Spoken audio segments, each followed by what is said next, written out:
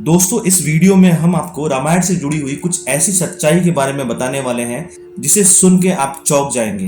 हाँ दोस्तों, रामायण के बारे में तो हम सब जानते हैं कि भगवान राम को 14 वर्षों का वनवास हो गया था और उसी दौरान लंका के राजा रावण ने सीता माता का हरण कर लिया था। दोस्तों, वीडियो को पूरा देखिएगा। इस वीडियो में हम रामायण से जुड़े 16 ऐसे सबूतों को दिखाएंगे जो आज भी मौजूद हैं। हाँ दोस्तों, जिन्हें देख के जो भी नास्तिक होगा ये कहने पे मजबूर हो जाएगा कि हाँ, राम से जुड़ी हर एक बात सच्ची है। तो चलिए शुरू करते हैं आज का वीडियो। नंबर 1, रामायण में जब माता सीता का हरण हो जाता है तो उनकी खोज के दौरान भगवान राम की मुलाकात भगवान हनुमान जी से होती। हनुमान जी राम जी से मिलने के लिए हर रोज एक निश्चित स्थान पर उनकी प्रतीक्षा करते थे, जिसको हम हनुमान गढ़ी के नाम से जानते हैं, जहाँ पे हनुमान जी का एक बहुत बड़ा सा मंदिर है और इस जगह का उल्लेख रामायण में भी मिलता है। नंबर 2, सीता माता के हरण के बाद रावण ने सीता माता को सबसे पहले एक गुफा में रखा था जो आज भी वहां पे मौजूद है।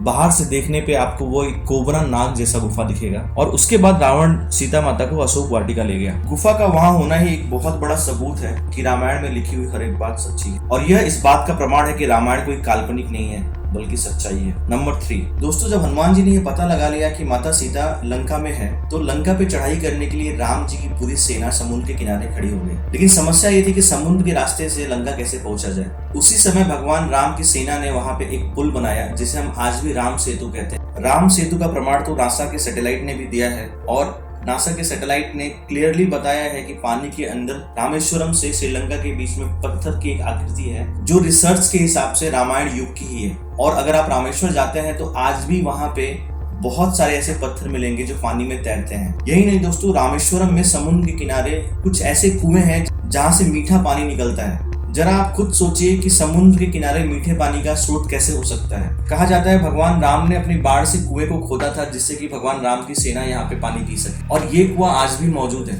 इससे बड़ा सबूत रामायण के सच होने का और क्या हो सकता है। नंबर 4, दोस्तों, कहा जाता है कि जब मेघनाथ के साथ युद्ध करते करते लक्ष्मण जी मूर्छित हो गए थे तो हनुमान जी संजीवनी बूटी लाने के लिए हिमालय से पूरा पहाड़ी उठा के लेके आए। लोगों का यही तर्क है कि वो पहाड़ आज कहाँ है। तो चलिए हम आपको दर्शन करा देते हैं उस पहाड़ की। जब भी आप श्रीलंका जाएंगे तो वहाँ पे एक तरह का पहाड़ मिलेगा जिसे हम द्रोणागिरी पर्वत कहते हैं। यही वो पर्वत है जिसे हनुमान जी ने रामायण काल में हिमालय से श्रीलंका लाया था। नंबर 5, दोस्तों, जब इस द्रोणागिरी पर्वत के ऊपर पाए जाने वाले पौधों के ऊपर वैज्ञानिकों ने रिसर्च किया तो उनकी आंखें खुली की खुली रह गई, क्योंकि इसमें से बहुत सारे ऐसे पौधे थे जो सिर्फ हिमालय रीजन में ही मिलते थे। वैज्ञानिकों को यह विश्वास नहीं हो रहा था कि जो पौधे हिमालय रेंज में मिलते हैं वो श्रीलंका के द्रोणागिरी पर्वत पे कैसे आए। फैक्ट नंबर 6, आपको पता ही होगा जब रावण सीता माता को लेके जा रहा था उस समय राम भक्त जटायु ने सीता माता और रावण को रोकने के लिए बहुत ही कोशिश की, लेकिन इस कोशिश में जटायु सफल नहीं हो पाया। रावण ने उन्हें मारकर नीचे गिरा दिया। जिस जगह पे जटायु का पार्थिव शरीर गिरा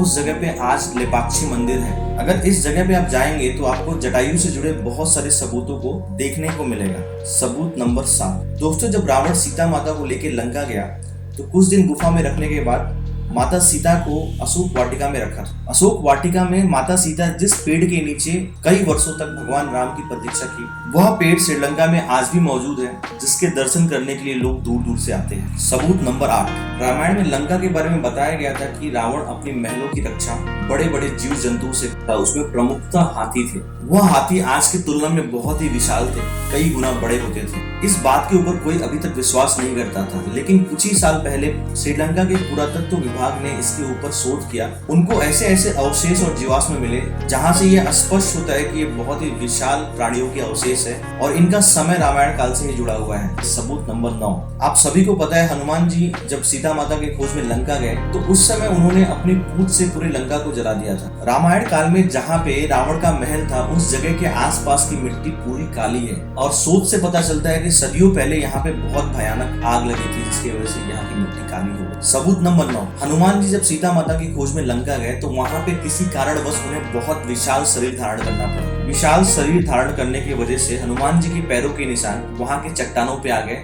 जो आज भी वहाँ पे दिखते हैं और जिनकी वहाँ पे पूजा होती है। सबूत नंबर 10, जिस जगह पे सीता माता ने अग्नि में प्रवेश करके अपनी पवित्रता की परीक्षा दी थी वह जगह श्रीलंका में आज मौजूद है और वहाँ पे पूजा होती है।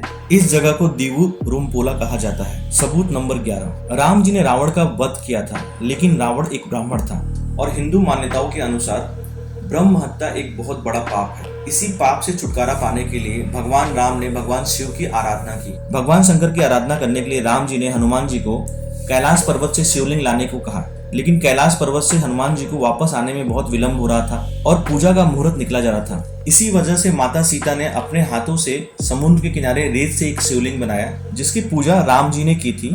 और जब हनुमान जी कैलाश पर्वत से शिवलिंग लेके आए तो उसे भी उसी के बगल में स्थापना कर दिया गया। दोस्तों, जब आप रामेश्वर जाएंगे तो आपको वहाँ पे 2 शिवलिंग मिलेंगे।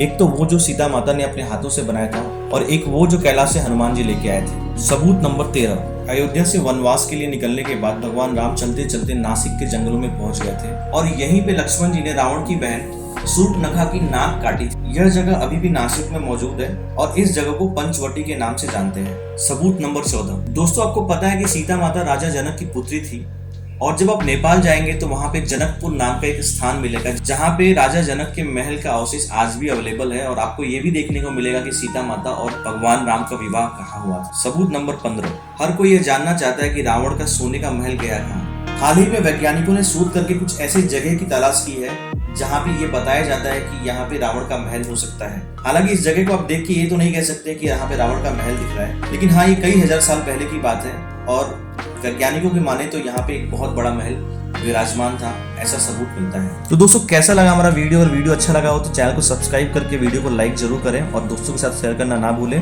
मिलते हैं अगले वीडियो में। धन्यवाद।